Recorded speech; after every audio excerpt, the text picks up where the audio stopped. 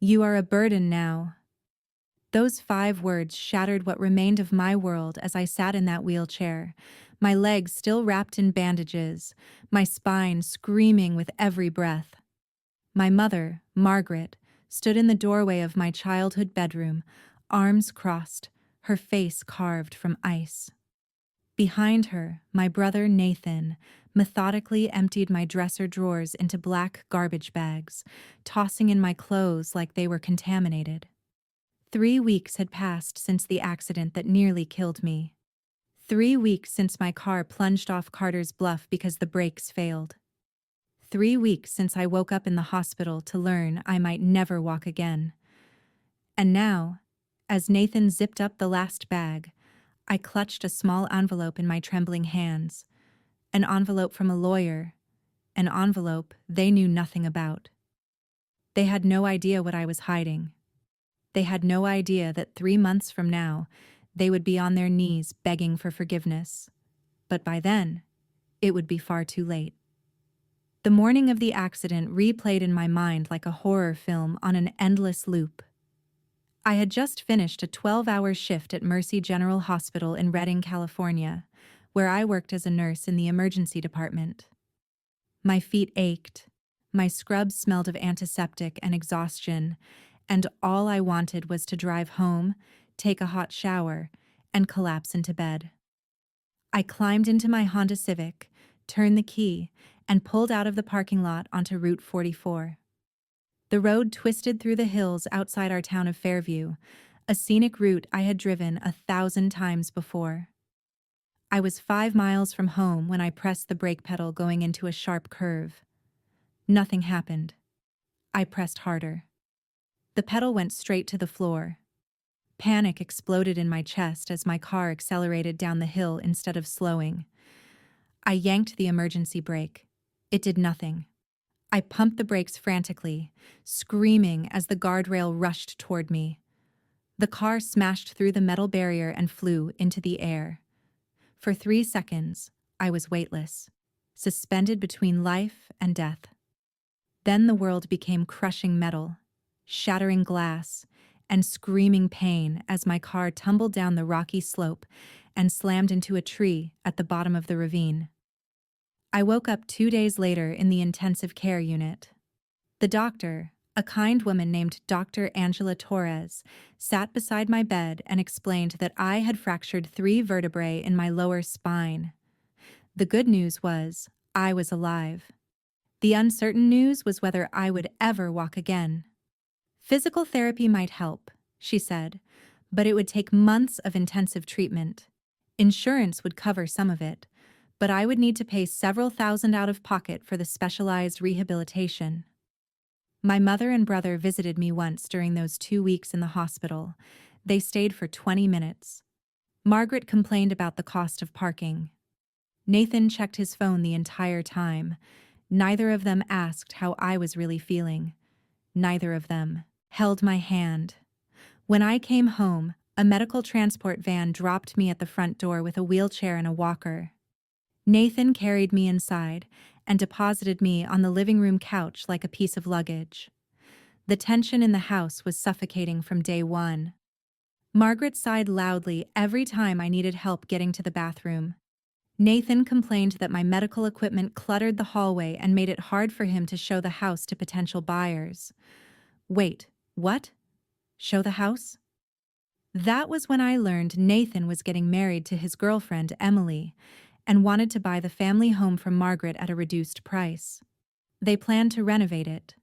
My childhood home, the house where I had lived for 27 years, where my father, Robert, had died 5 years ago from a heart attack, was being sold out from under me, and I was in the way.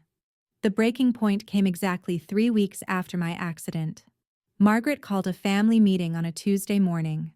I wheeled myself into the dining room to find both of them already seated, wearing expressions that made my stomach drop. Margaret folded her hands on the table and spoke in the same tone she might use to fire an incompetent employee. "We cannot afford to keep you here," she said. "You are 27 years old, not a child anymore. Your accident, your responsibility. Nathan needs this house. I need to downsize to a condo. You are going to have to figure things out on your own. I stared at her, certain I had misheard. Mom, I just got out of the hospital. I cannot even walk. I need help with basic things like bathing and getting dressed. You're kicking me out? Nathan leaned back in his chair, arms crossed, exactly like Margaret. Elizabeth, you've been living here rent-free for years. You make decent money as a nurse. You should have savings. This is not our problem to solve. Rage bubbled up through my shock.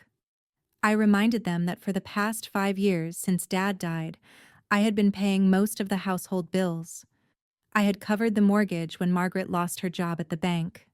I had paid for Nathan's real estate license courses. I had bought groceries, paid utilities, and kept this house running while working 60-hour weeks at the hospital. Everything I earned went into this family. My savings account had exactly $700 in it. Margaret waved her hand dismissively. That was your choice. We never asked you to do those things. You did them because you felt guilty. Guilty about what? I asked. She looked at me with something close to hatred. About existing. The words hit me like a physical blow. Nathan stood up and announced he would start packing my things. Within an hour, my entire life was crammed into garbage bags and a single suitcase. I sat in my wheelchair, numb and disbelieving, as they erased me from the home where I grew up. That was when Nathan's phone fell out of his pocket and clattered across the hardwood floor. The screen lit up with a text message. I was close enough to read it. The message was from someone named Tony. It said, I did what you asked. The brake job looks natural. No one will know. My blood turned to ice. I grabbed my own phone and quickly snapped a photo of Nathan's screen before he scooped up the device. He did not notice. He was too busy shoving my winter coats into another bag. But I noticed. I noticed everything. The brake job. My brakes had failed. Nathan had done something to my car. My own brother had tried to kill me. But why? An hour later, Nathan loaded my bags into his truck and drove me to the Sunset Motel, a rundown establishment on the edge of town, where the neon sign flickered and the parking lot was cracked asphalt. He paid for 2 weeks up front, handed me $500 in cash, and said, "This is more than you deserve. Do not contact us again." Then he left. I was alone in a motel room that smelled like cigarette smoke and mildew, sitting in a wheelchair, unable to even carry my own bags inside. The clerk, an elderly woman named Evelyn, saw me struggling through the window and came out to help. She had silver hair pulled into a bun, kind eyes behind thick glasses, and hands weathered by decades of hard work. She carried my bags into room 12 without saying a word about why a young woman in a wheelchair was checking into a weekly motel alone. After she left, I locked the door, wheeled myself to the bed, and finally let myself cry. Great. Shaking sobs tore through me as the reality sank in. My family had thrown me away like garbage. My brother had tried to murder me, and I had nowhere to go and almost no money. But I still had the envelope that had arrived at the house 4 days before my accident, the one I had shoved into my purse, meaning to open it later, and then forgotten about in the chaos of broken bones and shattered lives. I pulled it out now with trembling hands. It was from the law office of Thomas Carter, attorney at law. I tore it open and read the letter inside. Dear Miss Elizabeth Carter, it began. I regret to inform you of the passing of your grandmother, Evelyn Carter, on March 8th. As the executor of her estate, I am contacting you regarding her last will and testament. Mrs. Carter has bequeathed her entire estate to you, valued at approximately $3 million. Please contact my office to arrange the necessary paperwork for the transfer of assets. I read the letter 3 times. $3 million. My grandmother, Evelyn, my father's mother, had left me $3 million. She had never been close to Margaret or Nathan. In fact, she had openly disliked Margaret, calling her cold and calculating. Evelyn had always told me I was the only one in the family with a good heart. I had visited her every week in the nursing home before she passed. I had held her hand as she slipped away, and she had left everything to me. Suddenly, the pieces clicked into place with horrifying clarity. Nathan must have seen this letter. He must have opened my mail, read about the inheritance, and realized that if I died before claiming it, the money would pass to Margaret as my mother and then to him. That was why he sabotaged my breaks. That was why they wanted me dead. $3 million was worth a daughter's life to them. I was not their burden. I was their target. And they thought I was too broken to fight back. They had no idea how wrong they were. The first night in that motel was the longest of my life. Every small sound made me jump. Every car passing outside made me wonder if Nathan had returned to finish what he started.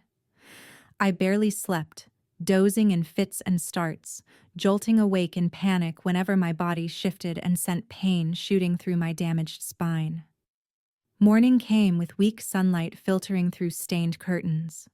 I needed to use the bathroom, and the struggle to get from the bed to the wheelchair, then from the wheelchair to the toilet, left me sweating and gasping. Simple tasks that healthy people never thought about had become monumental challenges. Showering was impossible. I managed a painful sponge bath at the sink, crying quietly as warm water ran over my bruised skin. A knock on the door made me freeze. "Who is it?" I called out, trying to keep the fear out of my voice. "Evelyn, dear, I brought you some breakfast," came the reply. I unlocked the door to find the motel clerk holding a tray with scrambled eggs, toast, coffee, and a small vase with a single daisy in it. She stepped inside, set the tray on the small table, and studied me with those sharp, kind eyes. "You're in trouble," she said. It was not a question. "I'm fine," I lied. She snorted. "I've been running this motel for 35 years. I know what trouble looks like. You don't have to tell me what happened, but you should know that you are safe here. I don't let bad people hurt good people. Not on my property." Tears sprang to my eyes. I managed to whisper, "Thank you." She patted my shoulder and left. I ate the breakfast slowly, savoring every bite. It was the first kindness anyone had shown me in weeks. When I finished, I picked up my phone and dialed the number on Thomas Carter's letter. "Carter Law Office," a receptionist answered. "My name is Elizabeth Carter. I need to speak with Mr. Carter about my grandmother Evelyn Carter's estate." There was a pause. "One moment, please." Thomas Carter had a deep, reassuring voice. "Miss Carter, I'm so glad you called. I had been trying to reach you. Someone called my office 3 weeks ago, claiming to be you, and tried to cancel our appointment." "I never called you," I said, my heart sinking. That must have been my mother. "I suspected as much," Thomas said. The voice sounded older. "I'm glad you're safe. We need to finalize the transfer of your grandmother's assets. However, I must inform you of something crucial. According to the terms of the will, if you pass away before signing the transfer documents, the inheritance reverts to your mother, Margaret, as next of kin, and then to her son, Nathan. Your grandmother was very specific about this provision. She wanted to ensure you received everything, but the law requires a backup beneficiary." My mouth went dry. If I died, Nathan and Margaret got everything. That was their plan. They tried to kill me so they could claim my inheritance. "Miss Carter, are you all right?" Thomas asked. "Mr. Carter," I said carefully, "I need to tell you something. I believe my family has been trying to murder me." I told him everything. The accident, the text message, being thrown out of my house. By the time I finished, Thomas was silent for a long moment. Then he said, Miss Carter, you need to go to the police immediately, and you need to come to my office as soon as possible to sign these documents. Once the assets are legally transferred to you, they cannot benefit from your death. I will, I promised. But first, I need proof. That text message isn't enough. I need more evidence. After I hung up, I sat in my wheelchair, staring at the wall, thinking hard. Nathan had hired someone named Tony to sabotage my brakes. If I could find Tony, if I could get him to confess, I would have the proof I needed. But how could I find one mechanic in a town of 15,000 people? I had no resources, no connections, no way to investigate. That afternoon, Evelyn knocked again. This time, she brought soup and sandwiches. She also brought something else. I was thinking about your situation, she said. I might know someone who can help. My grandson, James, used to be a private investigator before he retired early. He's only 35, but he went through something that made him quit the job. He lives here in town. Would you like me to call him? I didn't have much choice. Yes, I said. Please. James arrived 2 hours later. He was tall, maybe 6'2", with dark hair, tired blue eyes, and the cautious posture of someone who had seen too much. He shook my hand and sat across from me at the small table. Evelyn told me you need help, he said. She also said you're in danger. I showed him everything. The letter from the lawyer, the photo of Nathan's text message. I told him about the accident and being kicked out. I told him about the inheritance. When I finished, James's expression was dark and troubled. I know your brother, he said quietly, and I know what he's capable of. What do you mean? I asked. James took a deep breath. 3 years ago, I was engaged to a woman named Sarah Miller. She was an accountant. She worked for your brother's real estate company, doing their books. One day, she discovered that Nathan was embezzling money from his clients. She told me she was going to report him to the authorities. He paused, his jaw tight with old grief. A week later, Sarah died in a car accident. Her brakes failed. She drove off a bridge into the river. The police ruled it an accident and closed the case, but I knew it wasn't. I quit my job as an investigator and spent the next 3 years trying to prove Nathan killed her. I traced payments from his account to a mechanic named Tony Baxter, but Tony disappeared, moved out of state. I could never get enough evidence to bring Nathan down. I felt sick. He killed your fiancé and tried to kill me the exact same way. James nodded. Now he's come out of hiding because he thinks he can get away with it again. But this time, we have something I didn't have before. We have a motive. We have the inheritance. And we know Tony exists. Can you find him? James nodded slowly. I still have contacts. Give me a day.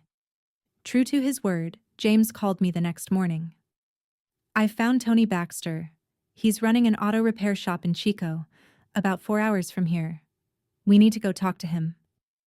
I looked down at my wheelchair. How? I'll drive, James said. And I'll help you. We do this together. The drive to Chico was long and uncomfortable.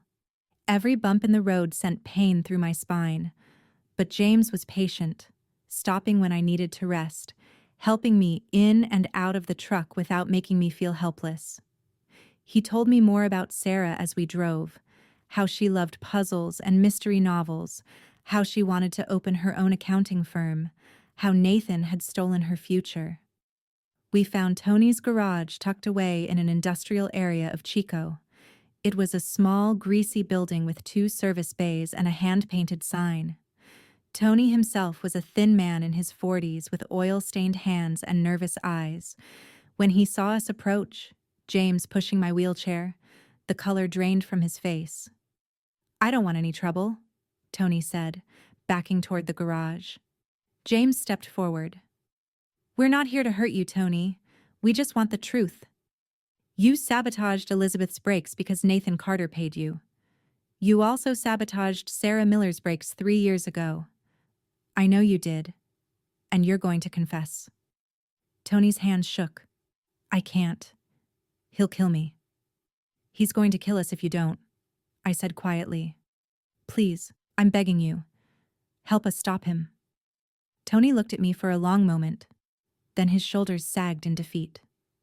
All right, he whispered. I'll tell you everything. Nathan paid me $10,000 to rig your brake lines with a delayed failure mechanism, made it look like normal wear and tear. I did the same thing to Sarah's car. I'm not proud of it. I needed the money. I have a kid to support. But I kept records. I kept text messages. I'll testify if you promise to keep me safe.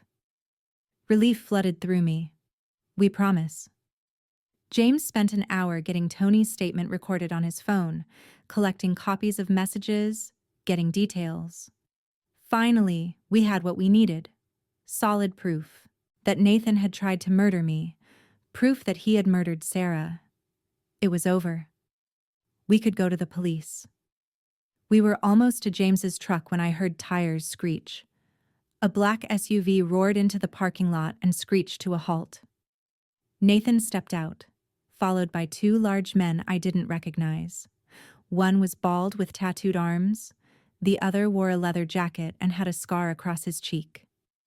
Nathan smiled at me, a cold, terrible smile. Did you think I wouldn't notice you asking around about Tony? I've been watching you, little sister, following you all day. And now you've made this so much easier by bringing everyone together in one place. James moved in front of my wheelchair. Nathan, don't do this. Too late for that, Nathan said. All 3 of you are going to disappear permanently. The bald man, whose name I would later learn was Victor, grabbed James before he could react. The scarred man, Carl, seized Tony, who let out a yelp of terror. Nathan walked slowly toward me, hands in his pockets, completely calm. Inside, he ordered. They dragged us into the garage. Victor shoved James against a wall and zip-tied his hands behind his back. Carl did the same to Tony, who was babbling apologies and pleading for his life. Nathan crouched down in front of my wheelchair so his eyes were level with mine. You couldn't just disappear quietly, could you? He said. You had to dig around, had to play detective. Do you have any idea how much money $3 million is, Elizabeth? That's enough to change my entire life. Pay off my debts, invest in properties, build an empire. And you were always Dad's favorite. Always the good daughter. Always the one Grandma Evelyn praised. Well, guess what? You don't get to win this time. I found my voice. You killed Sarah. Nathan stood up, unfazed. Sarah was collateral damage. She shouldn't have gone snooping through my accounts. And you shouldn't have survived that accident. I planned it perfectly. Paid Tony well to make sure the brake failure looked natural. But you got lucky. Walked away with just some broken vertebrae instead of a broken neck. So I had to pivot. Convinced Mom you were a burden. Got you out of the house. Figured you'd either die from complications or kill yourself from depression. But no, you had to keep fighting. James glared at him. The police will figure it out. Nathan laughed. The police ruled Sarah's death an accident 3 years ago. They'll rule yours the same way. Tragic fire at an auto shop. 3 people dead. So sad. No one will ever connect it to me. That was when I understood he was going to burn the garage down with us inside. I looked at James, who met my eyes with grim determination. We were out of options. Nathan pulled out his phone and made a call. It's done, he said to whoever answered. Come now. 10 minutes later, a woman walked into the garage. My stomach dropped. It was my mother, Margaret. She looked at me without emotion. Mom, I whispered. You knew? Margaret sighed. Of course I knew. Whose idea do you think it was? The betrayal was a knife twisting in my chest. My own mother. Nathan gestured to the corner where several gas cans sat. Margaret picked one up and began pouring gasoline across the garage floor. The fumes made my eyes water. Carl and Victor spread more fuel around the walls, the workbenches, the tools. Tony sobbed.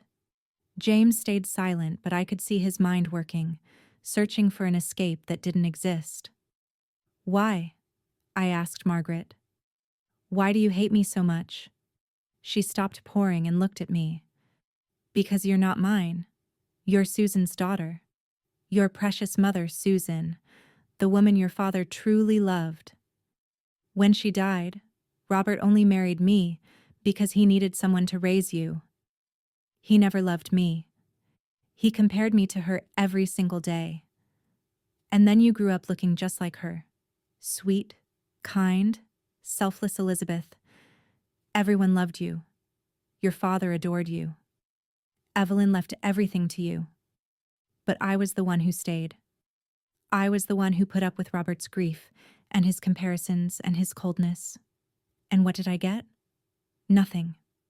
So, yes, when Evelyn died and left you $3 million, I decided I deserved that money more than you did." Nathan agreed. We made a plan. She set down the empty gas can. Nathan lit a match. I thought about my grandmother Evelyn, about my father Robert, about all the people who had really loved me, and I realized that Margaret was right about one thing. I was not hers. I never had been, and that meant I owed her nothing. Nathan tossed the match. Flames whooshed to life, racing along the trails of gasoline. Within seconds, the garage was an inferno. The heat was instant and overwhelming. Smoke filled my lungs. Nathan, Margaret, Victor, and Carl ran outside, slamming the metal door behind them. I heard a chain rattle. They were locking us in. "We have to move!" James shouted over the roar of flames. He struggled against the zip ties, but they held firm. Tony was screaming. The fire spread to the walls, the ceiling. I could barely breathe. My wheelchair felt like a cage. And then, in that moment of absolute terror, something inside me broke free. I cannot die here, I thought. I will not die here. I grabbed the arms of the wheelchair and pushed myself up. My legs screamed in protest. The pain was blinding, but my feet touched the ground and they held my weight. I remembered what Dr. Torres had said. The damage to my spine was not permanent. With therapy, I could potentially walk again. I had not been paralyzed.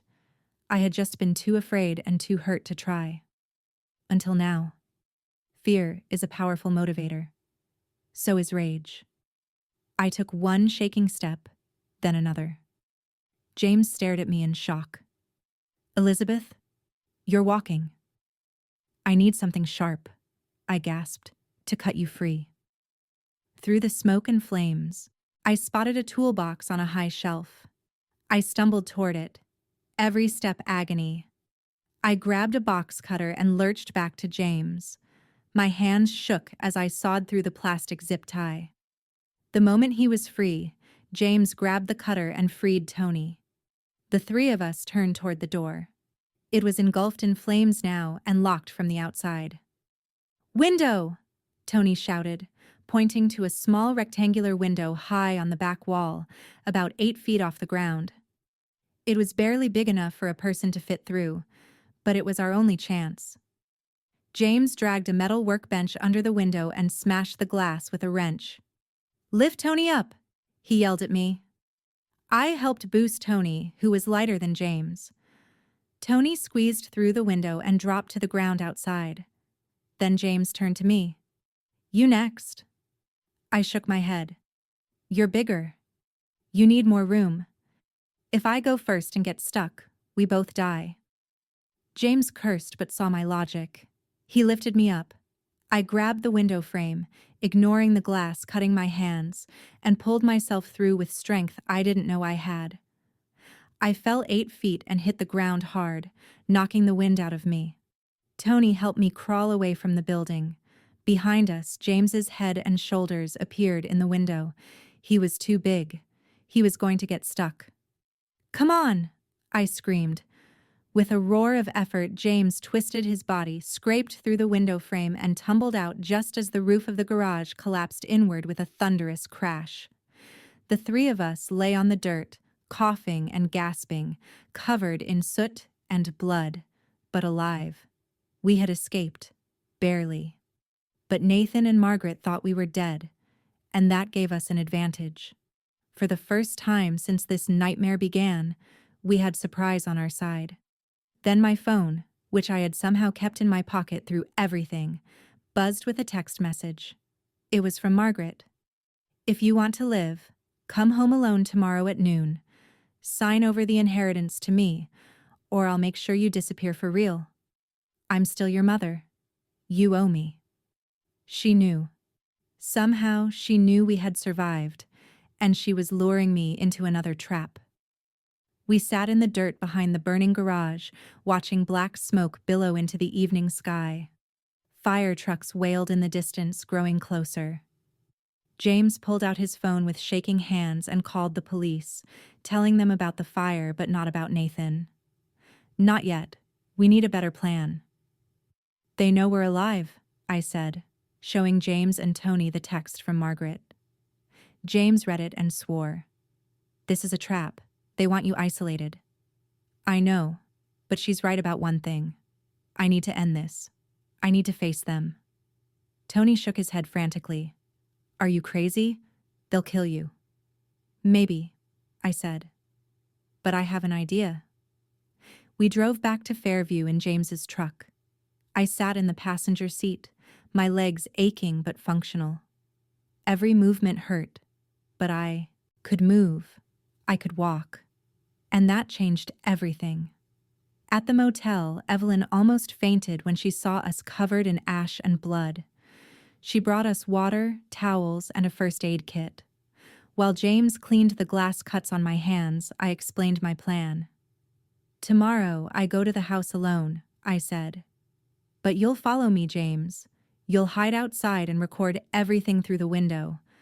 I'll get Margaret and Nathan to confess on tape.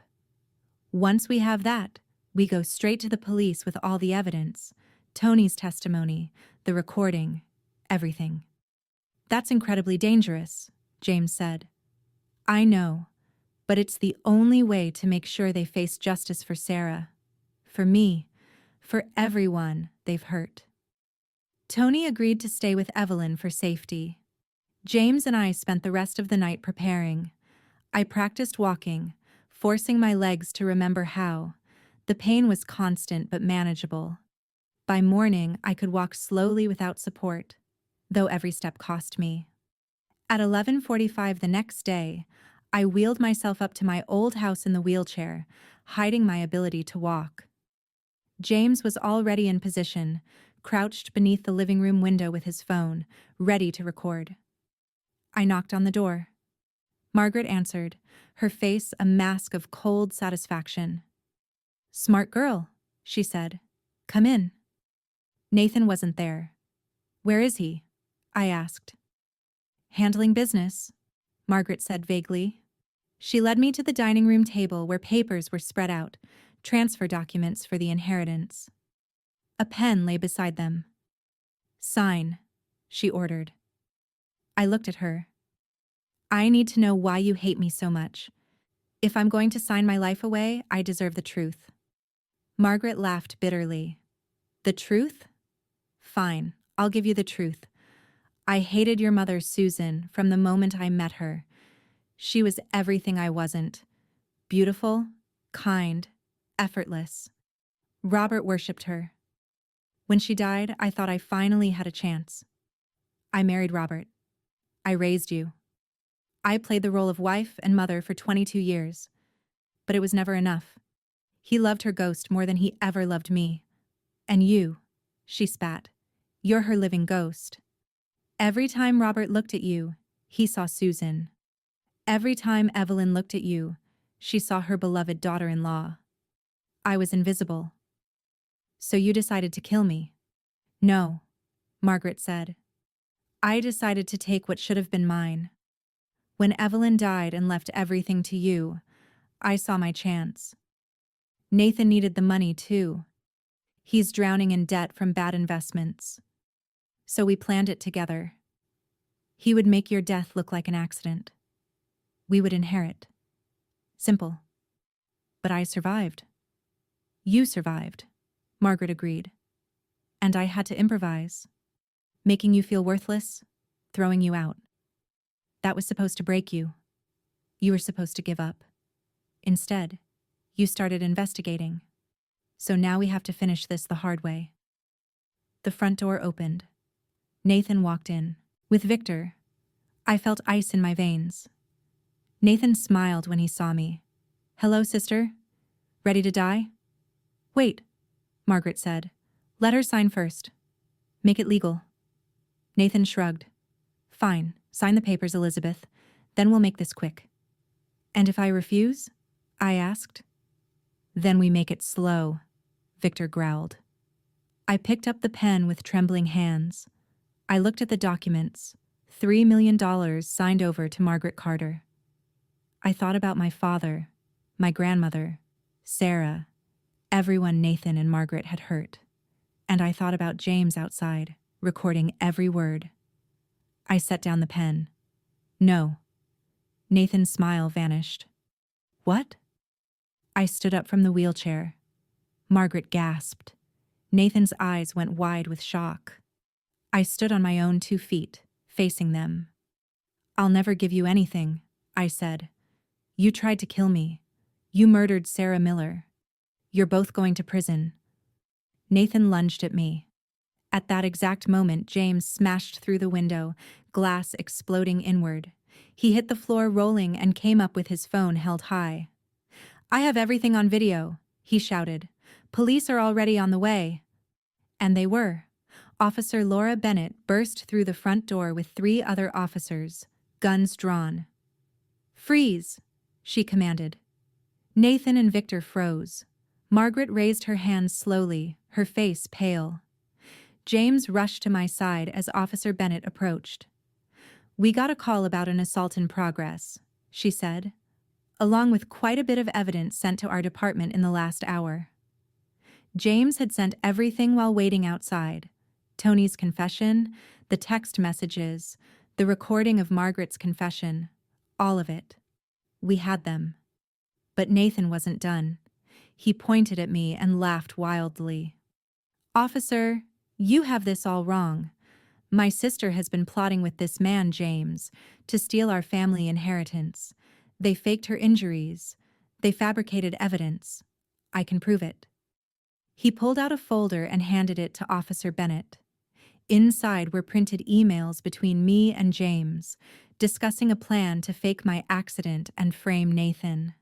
Bank statements showed I had supposedly paid James $20,000.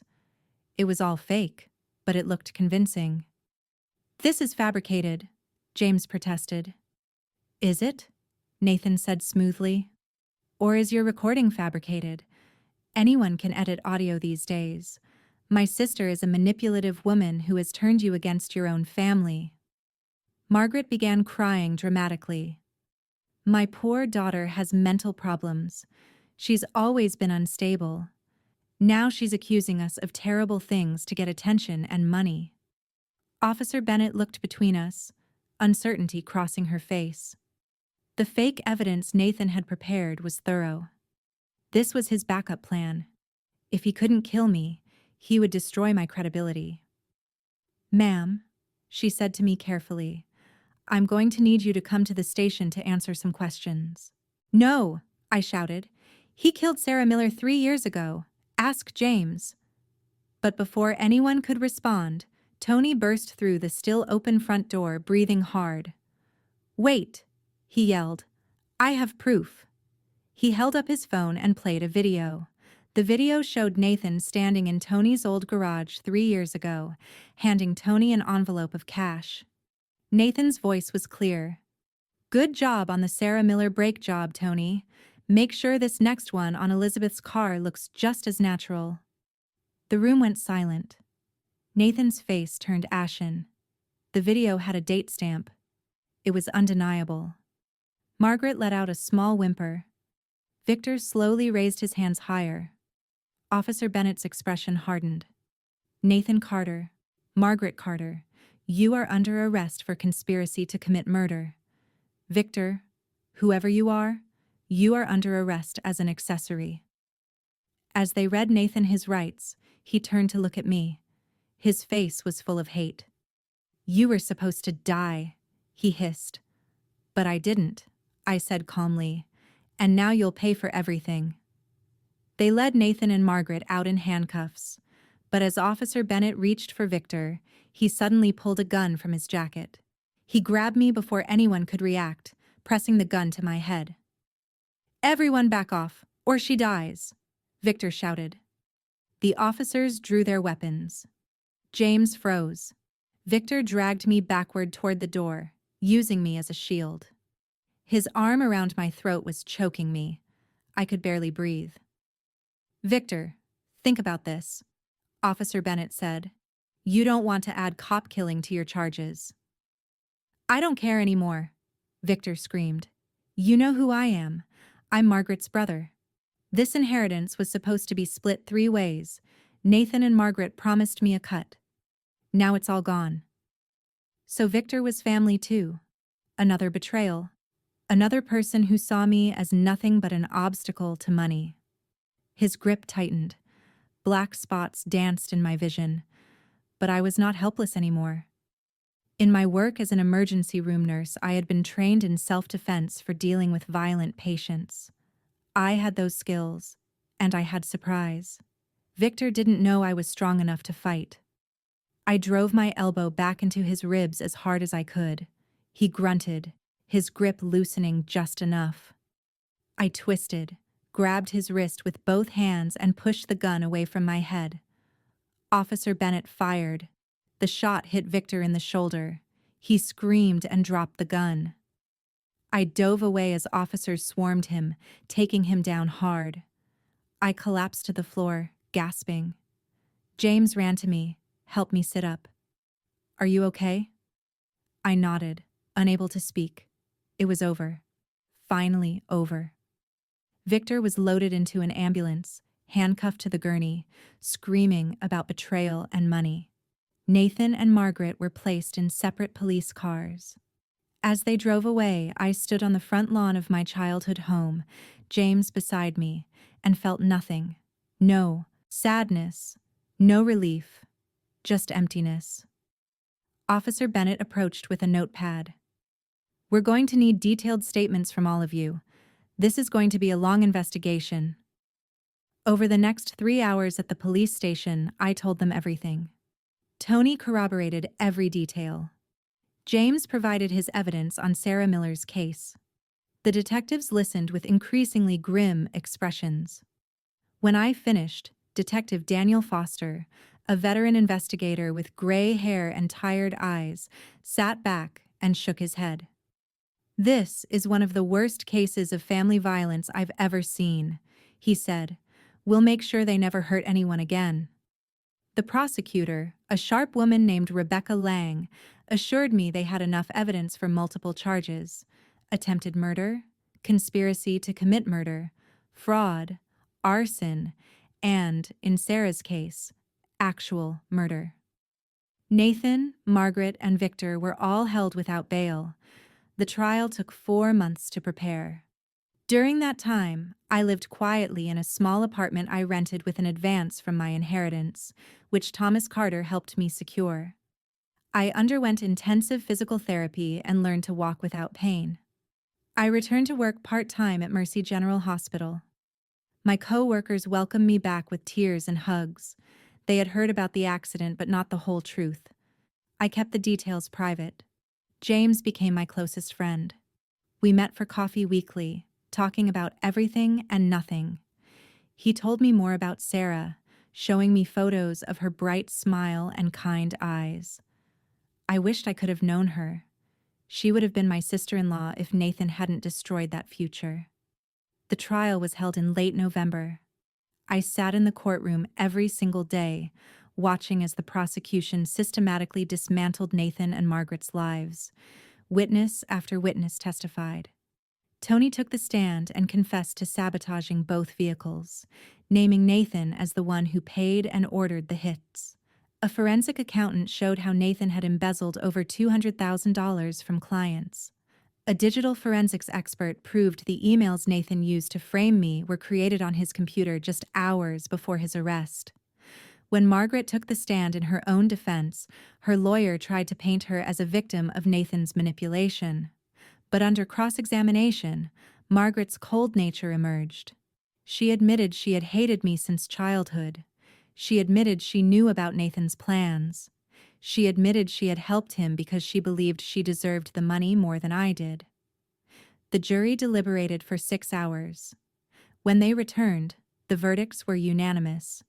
Nathan Carter, guilty of first-degree murder in the death of Sarah Miller. Guilty of attempted murder of Elizabeth Carter.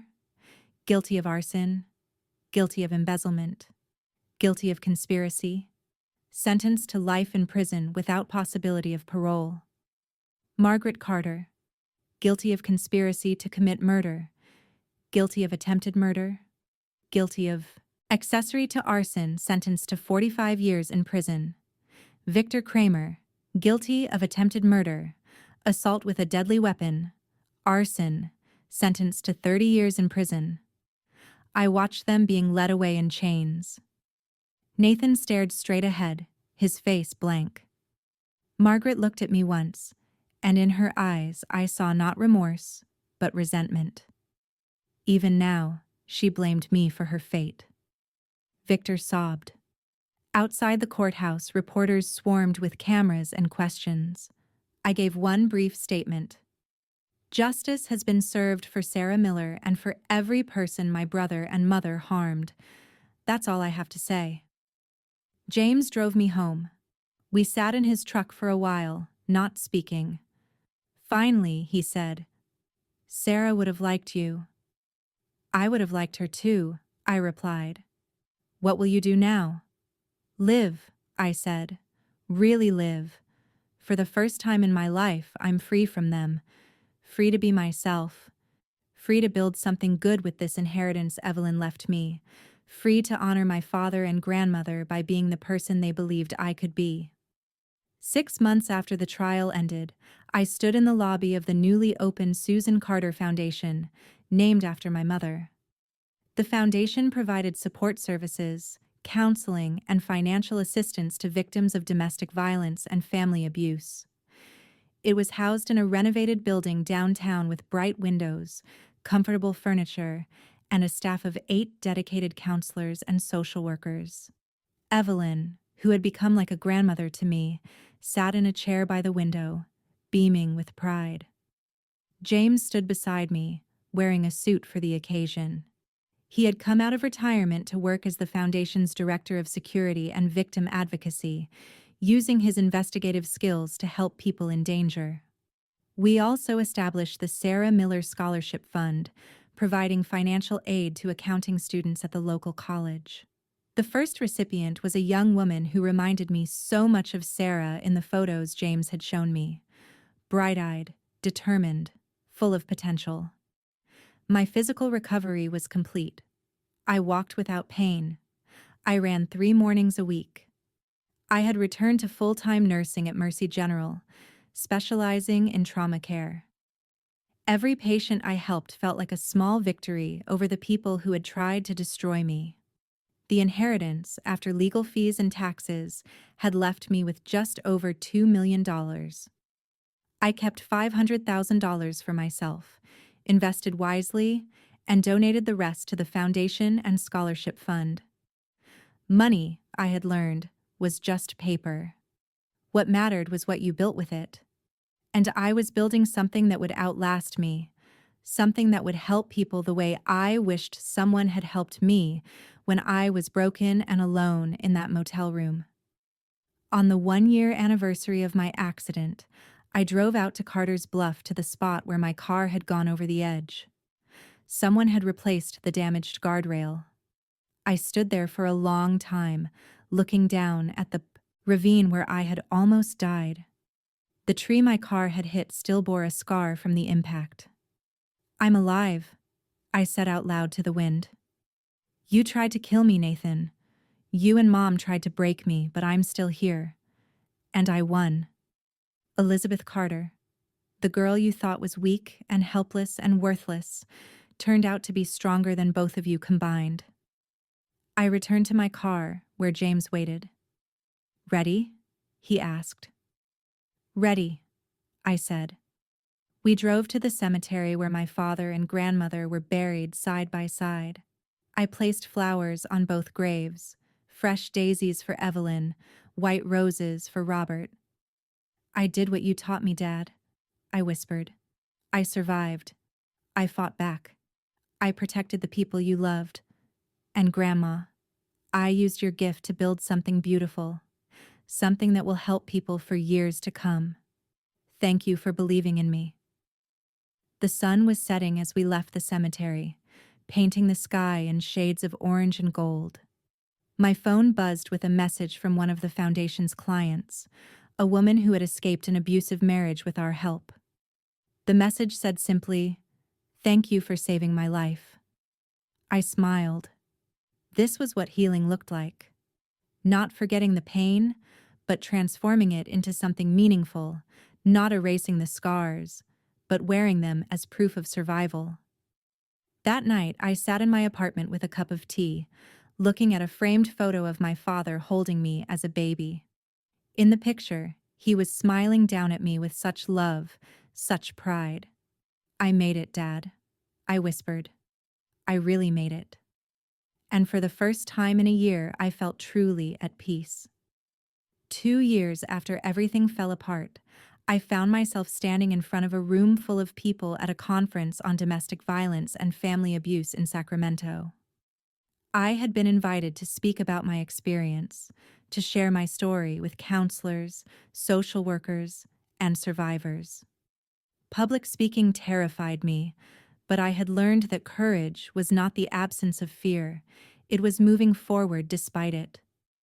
I told them everything: the accident, the betrayal, the discovery of the inheritance, the fire, the trial, the healing. When I finished, the room was silent. Then a woman in the third row stood and began clapping. Others joined her. Soon the entire room was on their feet, applauding. Many were crying. Afterward, dozens of people approached me with their own stories. A man whose brother had stolen his business, a woman whose parents had disowned her for reporting their financial abuse, a teenager whose family had tried to force her into marriage. Each story was different, but the pain was the same. The betrayal of trust, the shattering of safety, the long road to recovery. I gave each person my card for the Susan Carter Foundation. I listened to their pain. I told them what I had learned, that survival was possible, that healing was real, that they were stronger than they knew. That evening, James and I had dinner at a small restaurant downtown. Over pasta and wine, we talked about expanding the foundation to other cities. We discussed hiring more staff. We laughed about Evelyn, who, at 71, had decided to volunteer at the foundation 3 days a week because sitting around her motel was boring. "You've built something incredible," James said. "Sarah would be proud. I'm proud." "We did it together," I reminded him. "I couldn't have survived without you." He smiled. "You would have found a way. You're the strongest person I know, Elizabeth." I thought about strength. For so long, I had believed strength meant never needing help, never showing weakness, never falling apart. But I had learned differently. Real strength was asking for help when you needed it. Real strength was standing back up after being knocked down. Real strength was choosing to build instead of destroy, to heal instead of hurt, to forgive yourself for being human. I never reconciled with Margaret or Nathan. They sent letters from prison asking for money, for forgiveness, for visits. I burned the letters unread. Some wounds don't heal through reconciliation. Some relationships are too poisonous to save, and that was okay. Letting go of toxic family was not a failure. It was a form of self-love. Victor died in prison after 18 months, stabbed by another inmate in a fight over cigarettes. I felt nothing when I heard the news. Not sadness, not satisfaction, just a distant acknowledgement that he had made his choices and faced the consequences. Nathan would spend the rest of his life behind bars. Margaret would be 91 years old if she lived to see release. I hoped they spent every day thinking about what they had lost. Not the money, but the chance to be decent human beings, the chance to love and be loved, the chance to build something meaningful. As for me, I had everything they could never have. Peace, purpose, people who genuinely cared about me, a life built on truth instead of lies, on generosity instead of greed, on courage instead of cruelty. I still worked as a nurse. I still ran 3 mornings a week, my legs strong and healthy now. I still had hard days when the memories crept back, when I woke up from nightmares about burning garages and brake failures.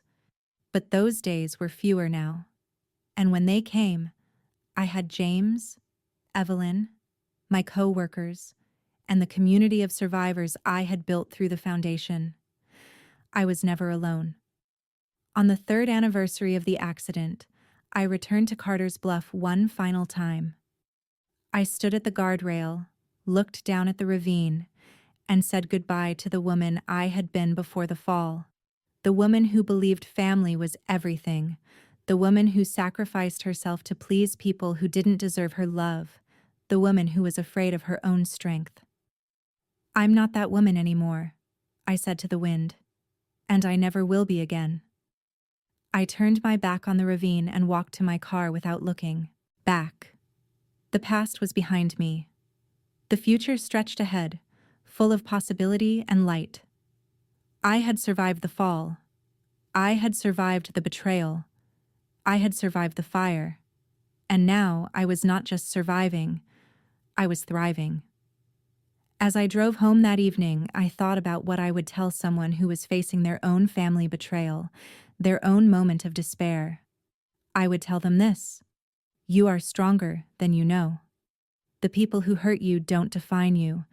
Your scars are proof of your survival, not your weakness. And there is life after betrayal.